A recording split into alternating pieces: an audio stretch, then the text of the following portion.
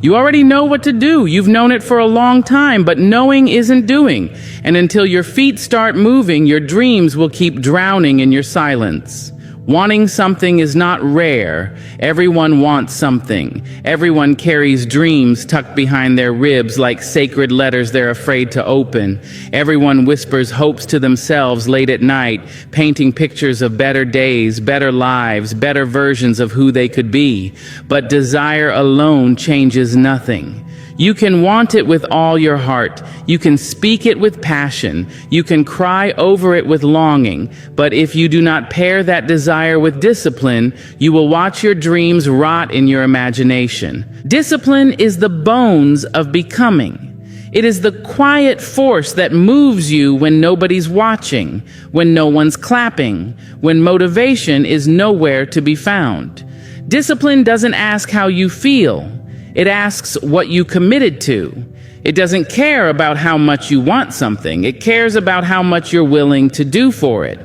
And the truth is, discipline is far less glamorous than desire. Desire burns bright and beautiful. It's the rush of inspiration, the spark of vision, the excitement of what could be. But discipline is what carries that spark when the fire threatens to go out.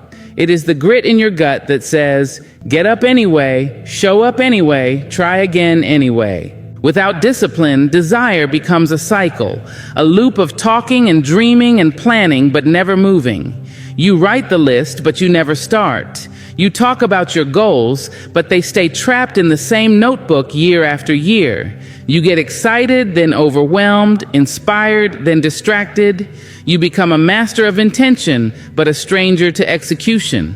And slowly, quietly, you begin to accept less, not because you couldn't have more, but because you refuse to give yourself structure. Discipline is love in action.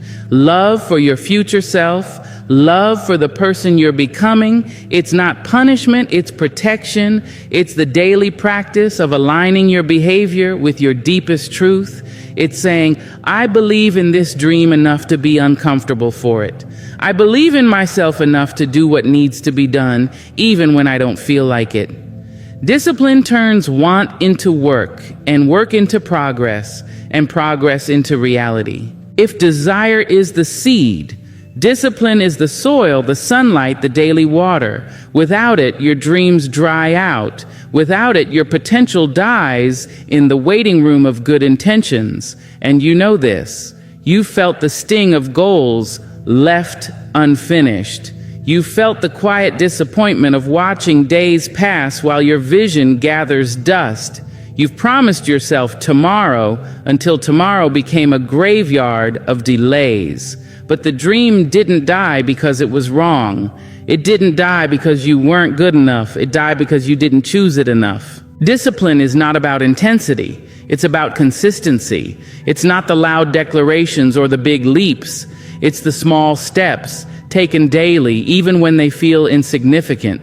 It's waking up and doing the thing, not because it's easy, but because it matters. It's realizing that fulfillment is not found in the fantasy of who you could be. It's built in the repetition of becoming who you are meant to be. We are taught to wait for the right time, to wait for the right resources, to wait for someone to notice our value, to recognize our potential, to give us a green light. We wait for the fear to disappear, for the conditions to be perfect, for the noise in our minds to settle, and in all that waiting, we lose momentum. We mistake stillness for preparation and hesitation for wisdom, but time does not wait for you to become ready. Opportunity does not knock on the door of the passive. Life does not unfold itself in the hands of the hesitant. It moves, it flows, it rewards those bold enough to show up before they feel qualified. Your dreams are not somewhere far off in the clouds waiting to descend upon you when you finally feel like you deserve them. They are here, right here, waiting on you, not the future version of you, not the perfect, polished, got it all together version. You right now, with all your doubts, with all your flaws, with all your history. Dreams are not passive things. They are alive, and they do not move closer to you. You must move toward them, because they are not lost. They are not hiding. They are exactly where you left them, folded into the corners of your intention, buried beneath the clutter of your excuses, waiting for you to choose them with more urgency than you choose your distractions. You think you're stuck. You think your life hasn't moved because something external is holding you back. But the greatest blockage is not on the outside. It is the delay within, the constant rescheduling of your purpose, the daily decision to stay in what is familiar rather than stepping into what is necessary. It is easy to say the world isn't ready. It is harder to admit that you have been sitting in the passenger seat of your own life, letting days pass while your calling grows cold from neglect. But your dreams don't need perfection, they need motion. Somewhere inside you, there's a version of yourself that has already tasted the vision, that has already seen the outcome. And that vision wasn't given to tease you, it was given to pull you. But you cannot be pulled toward something you won't move toward. The longer you wait, the heavier the dream becomes. Not because it is no longer possible, but because delay has weight. Every day you don't act is another layer of doubt, another brick in the wall between who you are and who you're meant to be. People will tell you to be patient. And yes, there is a time for waiting, but there is also a time for moving while you wait, for building while you're uncertain, for walking forward even when the path is unclear, because action doesn't always come with clarity first. Sometimes clarity follows commitment. Sometimes the fog only lifts after your first step. And while you're waiting for things to become certain, your dream is standing in the middle of your hesitation, wondering when you'll stop praying for open doors and start turning the handle yourself. You are not missing anything except your own permission to begin. You are not underqualified. You are not unworthy. You are not too late. You are not behind. You are just waiting, but your dream is not. It is sitting on the shelf of your potential, collecting dust, wondering if you'll ever pick it up again, wondering if you'll keep choosing comfort over calling, wondering how many more excuses you'll offer before you remember that greatness doesn't come wrapped in ease. It comes from the fire of relentless commitment, even on the days you feel like giving up. There's a soft lie whispered into our ears from childhood, the lie that says once you're ready, once you're strong enough, once you're wise enough, then fear will disappear. That courage is the reward of the confident, that bravery belongs only to the bold. And so, you wait. You wait for the shaking in your hands to stop. You wait for the voice in your head to quiet. You wait for the pounding in your chest to slow down. But fear doesn't work like that. It doesn't vanish with time. It doesn't dissolve with maturity. It evolves. It follows you into every new room, every bigger dream, every deeper truth. Because fear isn't just an obstacle, it's a companion of growth. And you will never walk toward transformation without it trying to hold your hand. Fear is not a sign that something is wrong. Fear is often the proof that you're about to do something right, something honest, something different, something that pulls you away from safety and into the wild unknown of your own becoming. It arises when you're near the edges of what's familiar, when you stand at the threshold between comfort and calling. And that's where most people freeze. That's where most people build houses out of hesitation and call it home. But the truth is, fear will always be there. The question is not whether fear shows up. The question is whether you keep showing up in spite of it. You don't need to be fearless. You need to be willing to act with the tremble in your voice, willing to speak while your heart races, willing to step forward while your mind screams, retreat. Bravery is not loud and certain. It's quiet and unsure, and it happens in small, deliberate choices. It is the act of moving forward, not because you're not afraid, but because you've decided that fear doesn't get to be the driver of your life. It doesn't get to sit in your seat of decision. It doesn't get to steal what was meant for you just because it knows how to make noise. Fear will dress itself up as wisdom. It will sound like reason. It will sound like caution. It will sound like, wait until you're more ready. Maybe this isn't the right time. What if you fail? But that voice isn't there to protect you. It's there to preserve the part of you that doesn't want to change. It's there to keep you familiar to yourself, even if that familiarity is rooted in limitation. And you cannot evolve if you are always trying to stay safe. You cannot fly if you are constantly trying to avoid falling.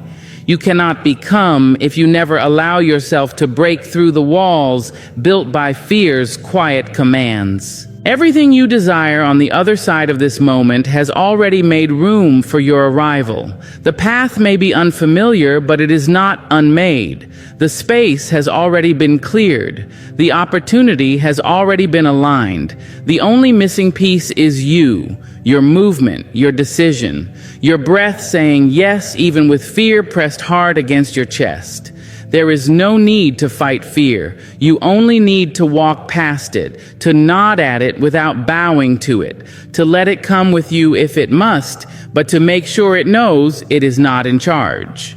You will not outrun fear, but you can outgrow its grip by refusing to obey it. Each time you move, despite its warnings, it becomes smaller. Each time you act, it loses a little more power, and eventually you will realize that fear is not the end of the road. It's the gatekeeper. It stands between who you are and who you're meant to be, hoping you'll turn back. But if you walk through, shaking, sweating, uncertain, you will find that fear was never as powerful as your willingness to move through it. Excuses have a tone, a tenderness, a familiarity that makes them feel more like truth than resistance. They sound like care, like reason, like logic wrapped in warm cloth. They say things like, I'm just tired. I'll start tomorrow. It's not the right time. I need to think about it more. And when they come from your own mouth, they rarely feel like avoidance. They feel like wisdom. They feel like self-preservation.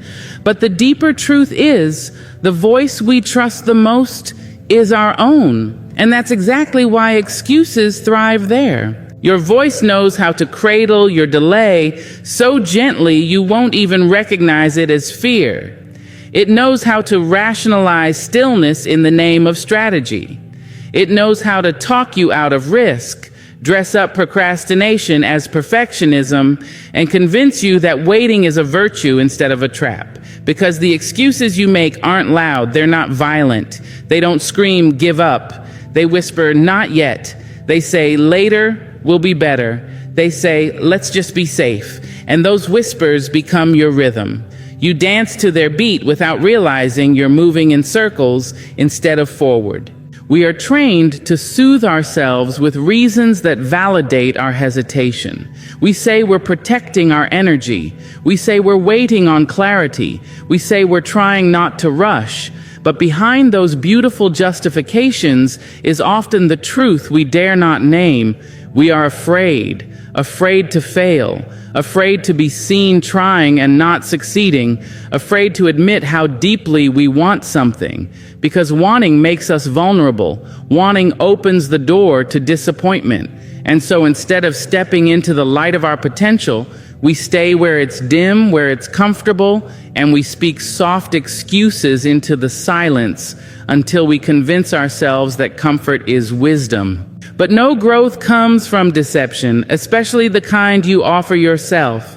You cannot rise into the next chapter of your life while lying to yourself about why you haven't moved. And the most dangerous lies are the ones that sound reasonable, the ones that dress up as responsibility, the ones that feel safe because they're self-spoken.